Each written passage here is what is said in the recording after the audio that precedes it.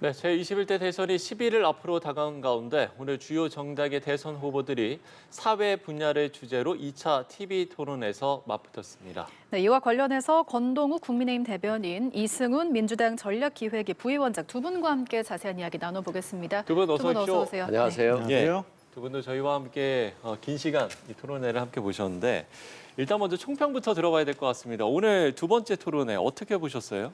일단 오늘은 사회 분야였는데요. 네. 조금 뭐 재미있는 부분도 있었고 한데 전체적으로 좀 이 후보자들 중심으로 토론을 하다 보니까 네네. 좀 집중이 안 되는 부분들이 좀 있는 것 같아요. 아. 그러니까 사회자가 나와서 어떤 가름말을 좀 타주고 좀 환기시키는 그런 부분들이 없고 후보자 개개인에다가 어떤 주도권을 주면서 맡기다 보니까 예. 후보자가 좀 원래 주제에서 벗어나는 부분들도 좀 많이 나오는 것 같고 그리고 중간중간에 보면은 좀 공방이 격화되는 과정에서 그걸 정제 안 되거나 조금 더 좀 어떻게 보면 좀 국민들 눈에 좀 보기 안 좋은 그런 모습이 약간 연출이 되는 것 같아서 조금 산만한 부분이 있었습니다. 다만 이제 그게 또 뭐 완전히 부정적인 건 아닌 것 같고요. 또 공방 위주로 가다 보니까 어떻게 보면은 그 시청하시는 입장에서 조금 그런 공방이 격화되는 부분이 그렇게 또 재미도 있는 부분도 어떻게 될 수 있는 것 같다. 그래서 좀 어떻게 보면은 한편으로는 저 정치 분야 하나가 더 남았는데 그때는 아마 조금 더 재미있어지지 않을까. 지금 경제 분야하고 사회 분야 했는데 아마 각 후보자들이 점점 토론에 좀 익숙해지는 것 같아요. 아, 근데 이제 지난번보다는 확실히 좀 나아진 것 그렇죠. 같은. 지금 좀 여유도 있고 미리 준비된 답도 나오고 그다음에 좀 어떻게 보면 여유 있게 받아치는 모습들이 간혹 나오거든요. 근데 이제 가장 격한 분야가 아무래도 정치 분야라서 예. 3차 토론회는 좀 기대가 되고 있습니다. 예. 그러니까 이 토론의 어떤 형식에 대한 좀 아쉬움을 얘기해 주신 것 같은데요. 오늘 총평해 주신다면 어떻게 보셨어요?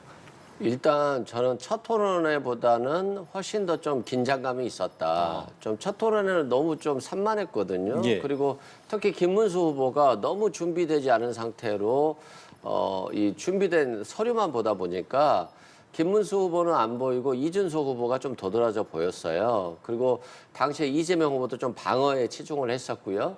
근데 이번에는 이재명 후보도 상당히 좀 공격적으로 나섰고요. 사회 부다다 보니까 내란, 종식 문제, 그리고 저 윤석열 전 대통령이라든가 정광훈 씨와의 절연 문제, 부정선거 의혹 문제 등을 좀 공략했다라고 보면 될 것 같고요. 이준석 후보는 연금 문제, 의료개혁 문제 관련해서 아무래도 청년 세대들이 조금 힘든 거 아니냐, 청년 세대들에게 부담감을 많이 준 거 아니냐라고 하면서 양당을 좀 공격한 부분이 있었고요. 또 원자력 에너지 관련해서는 문재인 정부의 원자력 감축 정책이 올바랐는지에 대해서 또 논의는 있었습니다. 뭐 가장 중요했던 것들은 초고령 사회 분야에서 생각보다 쌍방의 토론이 좀 재밌게 이어졌었고 또 오늘 민감한 질문을 물어보면 예. 거기에 대한 답변을 우선하는 것보다는 상대에 대한 질문으로 답변을 통해서 우회적으로 피해가는 모습들이 저는 좀 오늘 인상 깊게 봤습니다. 예, 제가 지금 이제 변호사께 이제 질문을 드리면서 한 가지 이제 그러니까 부위원장께 좀 질문을 드리면서 지금 갑자기 이제 넥타이가 눈에 띄어서요. 오늘 제가 이 토론회를 보면서 좀 눈에 띄었던 게 이재명 후보의 그 넥타이가 다른 후보는 이제 단색으로 되어 있는데 지금 타이가 거의 좀 비슷한 것 같아서 저도 거의 비슷한 것 같아요. 그렇게 느끼셨습니까? 예, 그 부분이 네. 조금 그래서 혹시라도 뭐 그 부분이 어떤 또 그 의도가 있는 건가 이런 것도 생각이 들어서요. 갑자기 넥타이 보니까 생각나서 질문 네, 들어봤습니다. 저도 뭐 좀 깜짝 놀랐는데 저랑 거의 지금, 비슷하더라고요. 예. 근데 이제 가장 중요했던 건 아마 저 넥타이를 고른 건 안정감을 골랐던 것 같아요. 이 선이 굽다 보니까 네네. 좀 안정감 있는 모습을 보여주는 거거든요. 그래서 이재명 후보가 오늘 또 안정감 있는 모습 보여줬고 또 이준석 후보와 좀 티키타카가 좀 됐어요. 저번에는 이준석 후보가 일방적으로 물어보고 그리고 한 10초 정도의 시간만을 준 상태에서 자신이 재단을 해버렸기 때문에 좀 이재명 후보가 조금 당황했던 것 같아요. 이 뭐라고 화를 내기도 그렇고 애매했었는데 오늘은 이준석 후보에 대해서도 적극적으로 답변할 시간을 제대로 안 주면서 스스로 이재명 후보 본인의 얘기에 대해서 해석하고 비판하는 것에 대해서 명확히 좀 선을 그었다는 측면에서는 이준석 후보가 조금은 좀 위축된 모습이 보였습니다. 예, 네. 이 부분과 관련해서는 뭐 첨언하실 거 있으십니까? 저는 조금 달리 보는 부분이 그 이재명 후보가 지난번에도 그렇고 이번에도 그렇고 굉장히 방어에 좀 치중하고 있다. 그러니까 이준석 후보 같은 경우가 주로 공세에 좀 집중하는 측면이 있었는데 이재명 후보가 거기에 대해서 방어하는 흐름을 보면은 왜곡됐다, 조작됐다, 극단적이다. 지난번에도 그런 표현이었거든요. 그러니까 직접적으로 그 대답에 대해서 논리를 갖고 답변하기보다는 상대방의 문제, 상대방 당신이 묻는 거가 문제가 있어, 방식이 잘못됐어, 내 뜻은 그게 아니야, 이런 식의 약간 회피적이고 또 여전히 그 어떤 본질을 벗어난 부분에서 방어, 그런 부분들은 크게 바뀌지 않았다. 근데 사실 지난번에 그 TV 토론에서 가장 많이 지적을 받았던 부분, 그러니까 이재명 후보가 감점 요인으로 지목을 받았던 부분이 바로 그 부분인데 아직까지 이번 2차 토론회까지는 아직 극복이 안 됐다. 그렇게 좀 보고 있습니다. 그런데 실은 이거 극복할 수가 없는 질문이에요. 본인이 이준석 후보가 아니 국민연금 건강보험료 2027년이면 적자 30조다. 그런데 간병비를 어떻게 늘릴 거냐? 자기가 30조가 적자라는 걸 전제해서 물어보는 거잖아요. 2027년도에 적자가 될지 안 될지 어떻게 알아요? 그리고 간병비가 중요하다라고 한다면 다른 비용을 삭감해서라도 간병비로 갈 수밖에 없는 거잖아요. 그런데 지금 간병비 몇 % 보장할 거냐, 뭐 70%면 몇 조고 이렇게 나오는 거잖아요. 사실상 이게 너무 기술적인 부분이고 이런 것들은 건강보험공단 쪽에서 어떤 관련 자료를 받고 지도자가 판단하는 영역인 것이지 어떻게 지금 50%면 얼마고 60%면 얼마고 이걸 어떻게 합니까? 그래서 답변하기 어려운 부분까지도 마치 자신의 말이 질문이 정답이라는 전제에서 답변을 요구하는 것이기 때문에 현실적으로 답변하기 어려운 부분이 있다라고 말씀드립니다. 예. 네. 지금도 이렇게 두 분이 아주 팽팽하게 이야기를 나누고 계신데 그러면 이렇게 그러니까 이제 1차 이어서 오늘도 역시 이재명 후보와 이준석 후보가 그야말로 날선 신경전을 벌였는데 어떤 이유가 좀 있겠습니까? 이 부분은 뭐 어떻게 보세요? 네, 먼저 보세요. 그 이제 이준석 후보의 일단 공세가 먼저 첫 번째인 것 같아요. 그러니까 이준석 후보로서는 그 국민의힘과 그다음에 민주당의 양강에서 자신의 존재감이나 자신의 값어치를 최대화시키는 게 지금의 전략으로 보이거든요. 그런데 그런 측면에서 본다 그러면은 1위를 달리고 있는 이재명 후보에 대한 공격에 좀 집중을 하는 부분이 있고, 그리고 아까 전에 공격의 주된 포인트는 제가 봤을 때에는 그런 어떤 몇 가지 포인트들인데, 예를 들면 아까 전에 질문을 이재명 후보가 비껴한 부분들이 이런 부분이었어요. 그러니까 그렇게 많은 간병비가 드는데 단순히 수치 문제가 아니고 그 재정 지원, 재정을 어떻게 마련할 그러니까 재정 거냐. 마련에 대한 방안. 사실 그거거든요. 근데 거기에 대해서 답을 못한 거예요. 이제 그런 부분들에 이제 공세를 맞추고 있고, 공세를 집중하는 쪽은 아까 전에 말씀드린 대로 이준석 후보는 그런 이유 때문에 자신의 몸값을 최대한 여기서 크게 키워서 어떻게 보면은 대안으로서의 자기 존재감을 갖고자 하는 게 첫 번째 목표이기 때문에 공세에 집중하고 있고, 그러다 보니까 이재명 후보가 또 그 공세를 받아쳐야 되는 주된 대상이 되다 보니까 두 분의 이제 그 공세와 공격과 방어가 좀 많이 부각이 되는 그런 토론회가 됐습니다. 예. 근데 이게 상당히 계산적이에요. 이준석 후보는 실은 이재명 후보를 때리는 거잖아요. 그러면 이재명 후보를 지지하는 사람들이 지지가 이준석한테 오느냐? 그렇지 않거든요. 오히려 이재명 후보를 때려서 김문수 후보의 표를 뺏어오는 것입니다. 그리고 권영국 후보도 마찬가지예요. 김문수 후보를 때려서 이재명 후보의 표를 뺏어가는 거예요. 지금 두 분 다 그 전략을 쓰고 있다라고 보시고요. 또 지금 이준석 후보의 지지율이 올라가고 있잖아요. 근데 만약에 이게 이준석 후보는 최대치로 지지율을 올려가지고 이기는 게임을 하고 싶은 거죠. 만약에 자신의 지지율이 15% 이상 올라간다라고 한다면 김문수 후보가 단일화를 했을 때 이길 수 있다라고 생각을 할 거예요. 그래서 지금은 단일화에 대해서 절대 함구하고 있지만 만약에 지지율이 올라온다고 하면 갑작스럽게 단일화 경선으로 갈 수도 있거든요. 그래서 이 부분을 또 이재명 후보는 오늘 견제하고 들어가는 겁니다. 아, 이분들이 단일화 할 것이다. 내란 세력과 단일화 할 것이다. 이렇게 얘기하는 거거든요.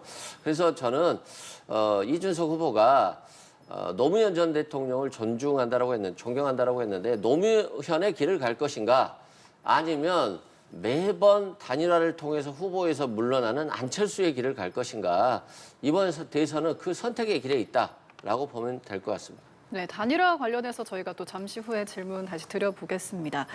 이제 이재명 후보와 이제 이준석 후보의 대결에 대해서 얘기했었는데 이재명 후보와 김문수 후보도 처음부터 서로를 향해서 날이선 발언을 쏟아냈는데요. 상대방의 약점을 골라 공격하는 네거티브 공세를 계속해서 펼쳤습니다.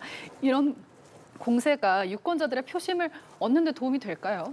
일단 지금 네거티브에 대해서는 좀 평가가 엇갈리는 부분이 있는데 분명히 이제 선거 때마다 나오는 건 분명해요. 그 이유는 일단 토론회 과정에서 정책으로 들어가기 전에 상대방에 대해서 부정적인 인식을 소환해서 상대방에게 어떤 각인 효과를, 낙인 찍기를 통해서 각인 효과를 이제 가져오는 거거든요. 근데 이런 네거티브가 사실은 지금 전체적인 평가는 조금 네거티브의 영향은 좀 줄어들고 있다. 왜냐하면은 지금까지 이미 많이 그동안 이게 짧은 시간에 이루어지고 있고 그동안에 이미 많은 네거티브가 되었기 때문에 그 효과가 그렇게 크다고 보지는 않는데 지금 효과가 있는 경우는 양 후보 간의 이게 격차가 줄어들수록 그때는 이게 좀 중요한 관건이 된다. 그 어떤 역전을 시키거나 아니면 뒤집거나 격차를 도좁히는데 효과가 있다라는 게 좀 어느 정도 통설이에요. 그래서 그런 부분들이 지금 이제 약간 작용을 하는 것 같아요. 여론조사 좀 나중에 다시 한번 말씀드리겠지만 지금 좁혀지고 있는 추세에서는 이런 부분들이 좀 어떻게 보면 네거티브가 활동할 수 있는 공간이 더 넓어졌다. 이렇게 봐야 될 것 같고 다만 오늘 토론회에서 네거티브가 전체적인 비중에서 봤을 때는 크진 않았어요. 앞부분에서는 초반에 조금 집중이 초반에만 됐었죠. 조금 네. 있었고 그다음에는 거의 정책 토론을 많이 넘어갔기 때문에 여기에서 크게 그래서 국민들 입장에서도 국민들이 보시기에도 뭐 이렇게 인상 찌푸릴 정도는 아니었다. 그렇게 보고 있습니다. 네. 저도 뭐 오늘 뭐 그렇게 네거티브가 크지는 않았던 것 같아요. 다만 약체 후보가 원래 반전을 끼하기 위해서 네거티브 전략을 쓰는 거거든요. 그런 측면에서는 김문수 후보가 좀 더 비판에 먼저 포문을 열었다. 그런데 양 후보들이 잘 피해 가신 것 같아요. 네. 뭐 김문수 후보가 비판을 하니까 이재명 후보는 경기도지사 시절에 갑질하지 않았냐. 나 김문수요. 라고 얘기를 했고 또 이재명 후보가 내란 사태 얘기하니까 또 김문수 후보는 이재명 대표의 사법 리스크를 또 강조했거든요. 그런 측면에서 잘 피해 나갔는데 문제는 김문수 후보는 아직까지는 약점이 있어요. 최근에 약점이지 않겠습니까? 단일화한다라고 해서 김덕수라고 해놓고 한덕수 후보와 단일화 안 해버렸잖아요. 사실상. 그렇기 때문에 이준석 후보와도 단일화를 하고 싶어서 뭐 총리직을 주겠다, 뭐 당권을 주겠다 이런 얘기들이 나옵니다만 뭐 믿지 않기 때문에 그런 부분에 있어서 단일화 전망도 좀 어려운 측면이 있다라고 말씀드립니다. 예. 단일화 이야기했으니까요. 단일화 질문을 드려보겠습니다. 오늘 이 단일화와 관련해서는 사실 이재명 후보가 먼저 꺼냈거든요. 여기에 이제 이준석 후보가 이재명 후보가 만상에 빠져 있다. 지금 음모론으로 세상을 삐딱하게 보고 있다. 이렇게 이제 맞받았거든요. 이 부분 어떻게 보셨어요? 일단 이재명 후보 측에서는 좀 긴장을 할 수밖에 없는 상황이거든요. 네. 그러니까 지금 김문수 후보와 이준석 후보의 지지율이 최근에 조금 올라가고 있는 추세고 본인의 지지율이 떨어지고 있다 보니까 그리고 이 김문수 후보와 이준석 후보의 단순 합산이지만 합했을 경우에는 거의 같은 수준으로 돼버리거든요. 그래서 그런 부분들에 대한 추세가 이제 긴장을 시키는 측면이 있고 그 단일화를 반드시 막아야 되는 1차적으로 막았을 때 본인의 승산이 조금 확실해지는 부분이 있기 때문에 단일화에 대해서 굉장히 예민한 반응을 좀 보이는 것 같아요. 그러니까 단일화를 그래서 자꾸 끄집어내서 이준석 후보로 하여금 나는 단일화 생각이 없다라는 답변을 계속 끄집어내게 만드는 거죠. 예. 그래서 본인이 나중에 그거를 번복하기 좀 어려운 환경으로 조금 끌고 가는 부분도 있는 것 같아요. 근데 이제 이준석 후보로서는 지금은 단일화에 대해서 일단 선을 긋는 게 본인의 전략상으로 좀 부합하는 측면이 있습니다. 일단 김문수 후보를 대체하는 자로서 자신의 포지셔닝이 이제 있고요. 그 부분에 몸값을 올려야만 이제 또 유리한 부분이 있습니다. 그리고 만약에 최종적으로 이 상승 국면, 그러니까 김문수 후보와 이준수 후보가 이런 여론 지지도에서 점점 상승 국면으로 갔을 때 그러면 단일화의 가장 극적인 대목은 뭐냐면 단일화했을 때 이재명 후보를 이길 수 있겠다라는 예측이 나오는 순간 그때는 단일화 효과가 굉장히 높아지는 거거든요. 근데 그 지점을 향해서 지금 달려가고 있다고 보시면 되고 그런 지점에서는 자신이 그 유리한 고지를 앞서가기 위해서 단일화에 오히려 선을 긋고 강하게 반대하고 나는 노무현 대통령을 이제 소환하면서 제3의 길을 가겠다, 독자적인 길을 가겠다라고 해서 자신의 어떤 그 독립적인 지위 이런 부분들을 점점 강화하는 그런 전략을 지금 사용하고 있습니다. 예. 근데 우리가 이번 선거에서 이재명 후보가 경계하는 게 내란 세력 연대거든요. 결국 탄핵에 대해서 찬성하고 내란을 반대했던 이준석이 김문수 후보와 함께 간다라고 한다면 내란 세력의 연대예요. 그래서 이 부분은 젊은 청년 정치인으로서 고민해 봐야 된다. 쉽게 자신을 망가뜨려서는 안 된다 이런 말씀 드리고 안철수 후보도 손에 장지 진다고 했는데 한 3일 남겨놓고 윤석열 전 대통령과 단일화했잖아요. 예. 근데 결과가 어땠습니까? 윤석열 후보 측에서 뭐라고 했냐면요. 안철수와의 단일화 때문에 지지율 격차가 줄었다라고 비판을 했어요. 그러면서 뭐 총리직을 줬나요? 또 장관도 한 명도 추천을 안 해줬어요. 심지어. 그렇기 때문에 안철수 의원도 잘 알고 윤석열 전 대통령도 잘 알고 권영세 원내대표도 권성동 원내대표도 잘 알고 있는 이준석 후보가 쉽게 움직이지는 않을 것이다. 네. 그리고 대선이 가까워질수록 지지층이 결집하는 현상은 있어요. 어느 정도 예상했던 부분이니까 큰 문제는 아닌데 가장 중요한 건 지금 정권 교체 열망. 정권 유지보다는 꼭 정권 교체해야 된다라고 열망이 아직까지도 훨씬 높기 때문에 지금 이번 선거는 결국에는 윤석열 정부 심판이고 내란 심판이고 경제를 망가뜨린 것에 대한 심판이 필요하다. 그래야 되지만이 다시는 이제 유능한 정부가 들어서고 통합의 정부가 들어설 수 있다. 그래서 국민들이 이제 이번에는 국민의힘에 좀 채찍질을 해주시고 또 민주당 정권을 만들어서 좀 유능한 정부를 만들어주시면 좋겠다라고 말씀드립니다. 예, 저희가 이제 단일화와 관련해서 또 이재명 후보의 녹취도 저희가 좀 준비가 되어 있는데 이 부분은 저희가 좀 듣고 와서 다시 좀 대담을 이어가도록 하겠습니다. 함께 들어보시죠. 후보 입장에서야 언제나 최선을 다할 뿐이죠.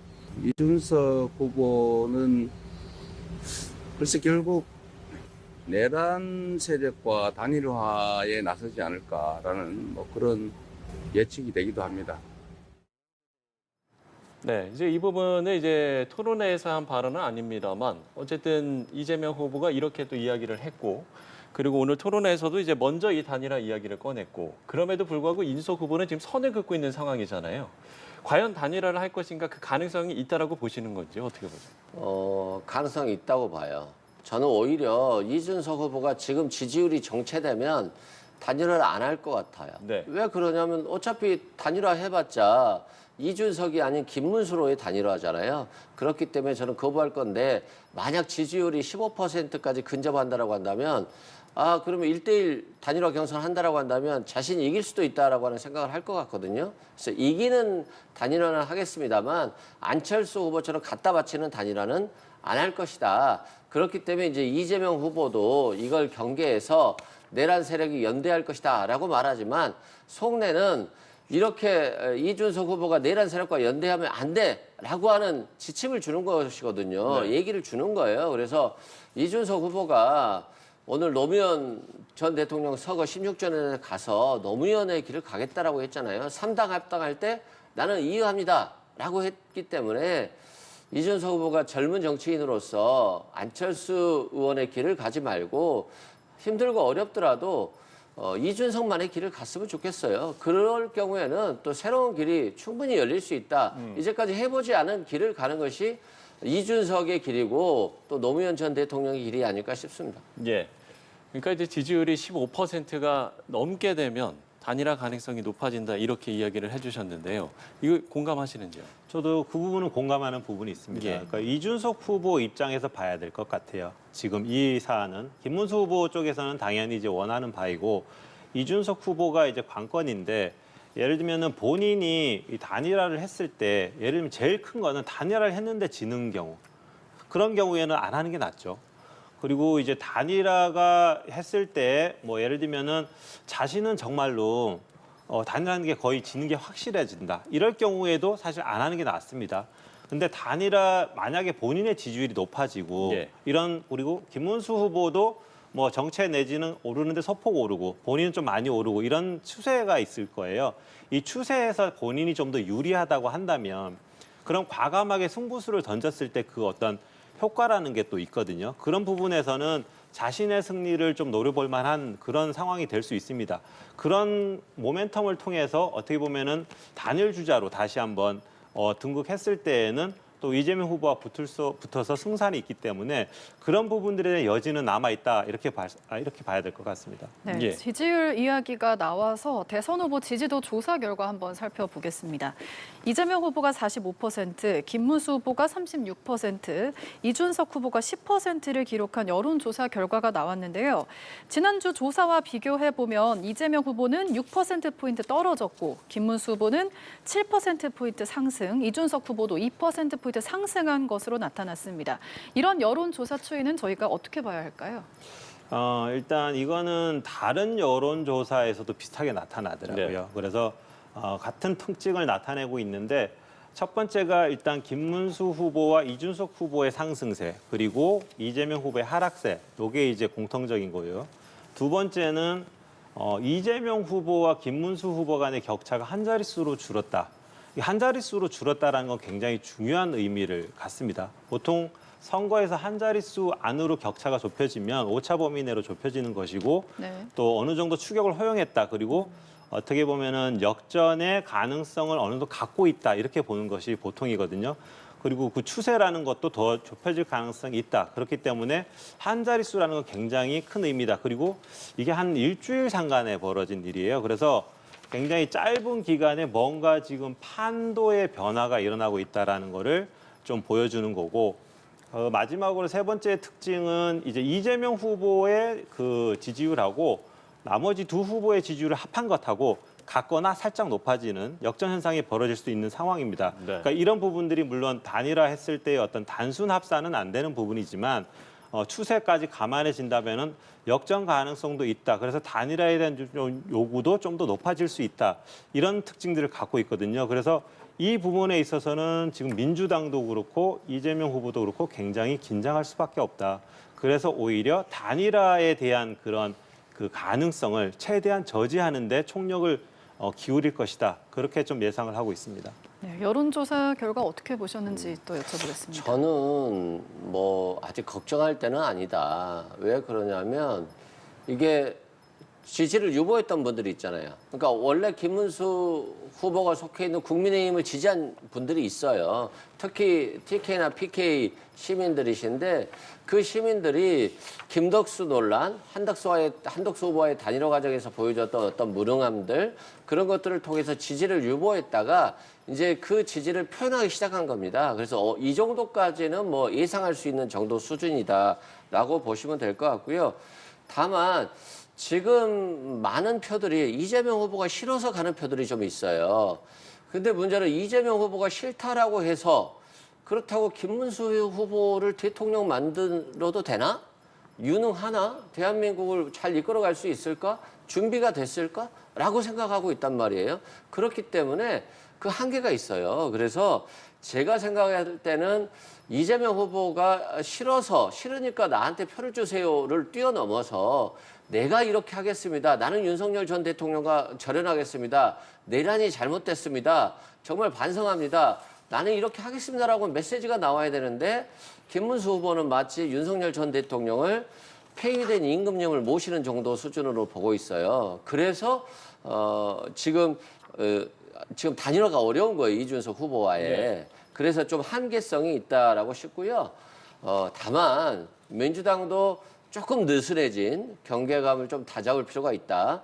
그리고 또 뭐 마치 이긴 선거처럼 보여줘서 정작 이재명 후보를 지지하는 사람들이 투표장에 안 나가면 안 되는 거잖아요. 그래서 투표장에 나갈 수 있도록 투표도 독려하고 더 이번에는 꼭 정권 교체를 해야지. 그렇지 않으면 다시 윤석열 정부, 무능한 윤석열 정부 시즌2가 된다라고 하는 경계감을 좀 확실하게 가져야 될 것 같습니다. 네. 제가 이 부분 관련돼서 한 가지 좀 말씀을 드리면 아까 전에 여론조사 추이에 대해서 말씀드렸는데 좀 내용적인 부분을 짚어볼 수 있을 것 같아요. 그러니까 지금 요 일주일 사이에 있었던 게 TV 토론이 있었고요. 그다음에 그 이재명 후보의 120원 원가 발언이 네, 있었고 커피, 그다음에 네. 호텔 경제학 이런 부분들이 있었습니다. 그러니까 120원 원가 발언이나 호텔 경제학은 국민들로부터 이게 뭐지라는 어떤 의문 부호를 낳게 했어요. 그리고 TV 토론도 지난주가 1차가 경제 분야였거든요. 그러니까 전반적으로 보면은 경제 분야에 대해서 이재명 후보가 감점을 했다라고 볼 수밖에 없을 것 같아요. 그러니까 이재명 후보가 좀 경제 분야나 이런 부분들에서 유능함을 좀 기대했는데 이해할 수 없는 어떤 인식이나 사고관 이런 부분들을 보여주다 보니까 이 부분들이 상당 부분 반영이 된 것 같다. 그렇게 좀 봐야 될 것 같습니다. 예, 이 부분에 대해서 일단은 좀 그런 영향은 있는 것 같아요. 왜냐하면 이재명 후보가 TV 토론에서 좀 방어적으로 했죠. 근데 이제 1위 후보는 항상 방어적이잖아요. 근데 국민들 입장에서 보면 좀 싱겁게 보일 수 있거든요. 그런 측면에서 이준석 후보가 상대적으로 좀 돋보였었다. 그러나 오늘 TV 토론에서는 어느 정도 서로 간에 공방이 이루어지면서 네. 꼭 분별할 수 있는 실력의 차이를 느낄 수가 없었다 이런 말씀드리고 120원 원가 이 문제는 이재명 후보에게 영향을 미친 건 맞아요. 다만 이 미치긴 미쳤습니다만 이게 지금 정당한 공격이고 이재명 후보의 경제관이 약화된 모습을 보인 거예요. 저는 그렇게 보지는 않거든요. 경기도지사 시절에 강가에서 이렇게 상을 펴놓고 다 그 주인이 아니잖아요. 그럼에도 불구하고 거기에서 닭을 판매하고 그 백숙을 먹은 사람만이 거기에서 놀 수 있거든요. 그러면 그냥 아이들과 함께 놀러 간 주민들은 실은 놀 수가 없었어요. 그래서 이거 정비를 하는 과정에 있어서 이분들에게 꼭 이건 불법적인 시설이지만 가급적 다시 식당으로 들어가 주시고 손해가 있다라고 한다면 그 부분에 있어서는 원두 커피라든가 이런 것들이 아무래도 또 저렴하고 원가가 저렴하니까 그런 업종 변경도 해볼 필요성이 있다는 차원에서 얘기한 건데 뭐 원두 원가 120원 아니다. 뭐 임대료 넣고 전기세 넣고 뭐 넣고 하면 되지만 이재명 후보가 전기세 임대료 그거 계산 못 하겠어요. 그런 측면에서는 좀 국민의힘에서 왜곡된 공격이었지만 웃자고 한 것에 대해서 죽자고 달려들다 보니까 이게 좀 국민들에게는 좀 이상하게 들렸을 수 있다. 좀 주의해야 될 부분이다라고 말씀드립니다. 예, 어쨌든 이제 오늘 두 번째 TV 토론이 있어서요. 오늘 TV 토론에도 역시 이 여론조사 지지율에 영향을 미칠 거라고 보세요? 당연히 미칠 것 같아요. 그러니까 지금 이번에 대선이 워낙 짧다 보니까 지금 그동안에는 탄핵 국면이었죠. 근데 지금 이제 탄핵 국면을 좀 벗어난 느낌이에요. 그리고 경제 이슈나 실제로 이제 다음 대선의 대통령 후보를 누가 되었을 때 우리나라가 어떻게 바뀔 것인가에 대해서 이제 그쪽으로 관점이 좀 이동한 것으로 그렇게 보여지거든요. 그런 측면에서 보면은 이 TV 토론이 굉장히 중요한 영향을 미치고 실질적으로 각 후보들에 대해서 그런 정책적인 부분들, 경제나 사회 전반에 대한 어떤 이분의 인식이나 그다음에 리더십에 대해서 평가할 부분들을 다시 한번 이제 각인시켜주고 환기시켜주는 효과가 분명히 있는 것 같아요. 그래서 굉장히 영향이 있을 것이다. 그리고 앞으로 이제 남은 기간을 고려했을 때 또 한 번의 정치 부분에 대한 토론의 이 부분에 있어서도 어떤 거기에 상황에 따라서 굉장히 좀 출렁일 수 있거나 어떤 만약에 잘못된 누구 하나가 실수했을 경우에 또 그게 엄청난 요인으로 작동해서 어떤 반전이나 변화가 있을 수 있다. 충분히 그런 여지가 높다라고 이제 보고 있습니다. 예. 오늘 사회 분야였잖아요. 그리고 통합의 분야고 윤석열 전 대통령의 윤석열 정부에서 계속 자신을 반대하는 사람들을 반국가단체 세력 정도로 몰아붙였어요. 야당도 마찬가지고.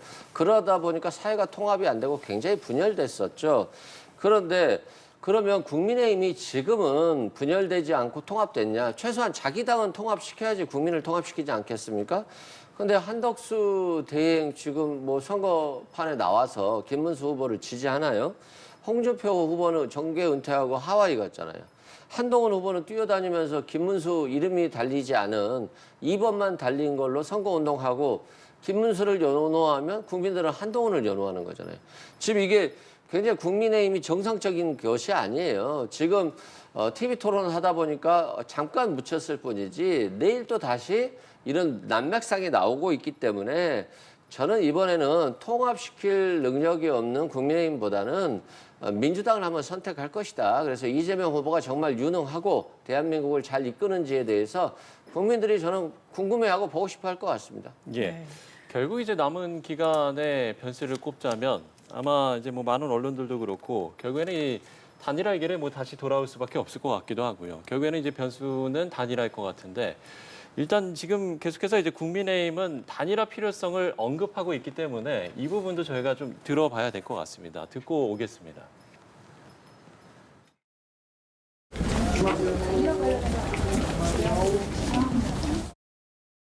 정권을 재창출하자는 국민적 요구가 굉장히 크고 절실하기 때문에 언제든지 다시 마음을 바꾸고 단일화 대열에 동참할 가능성이.